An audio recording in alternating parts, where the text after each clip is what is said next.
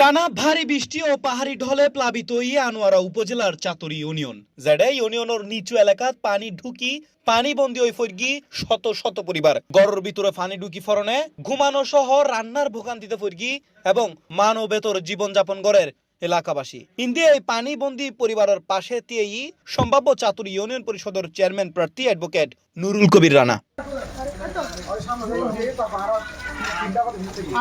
শুক্রবার বিএলএ প্রথম ধাপে চাতুরি 4 নম্বর ওয়ার্ড বড়বিটা মুন্সিপাড়া গাজী মোল্লার বাড়ি 6 নম্বর ওয়ার্ড ও সুজামুল্লাপাড়া 5 শিকদার বাড়ি ও আমিন বাড়ি 300 পরিবারের মাঝে ফোন আহানা বিতরণ করয়। এরপর দ্বিতীয় ধাপে 200 পরিবার ও তৃতীয় ধাপে 200 পরিবার সর্বমোট 7 শতাধিক পরিবার লাই এই ত্রাণর ব্যবস্থা করি চাতুরি ইউনিয়ন পরিষদের চেয়ারম্যান পদপ্রার্থী অ্যাডভোকেট নুরুল কবির রানা।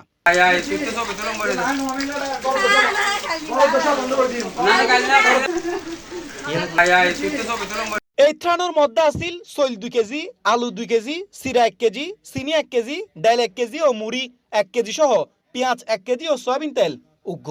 ইন্দিয়া এই ত্রাণ সামগ্রী ফেয়ারে আনন্দিত এলাকাবাসীর বিপদ আপদে এন্ডিলে ফাঁসে তাইবের আশ্বাস দিয়ে অ্যাডভোকেট নুরুল কবির রানা।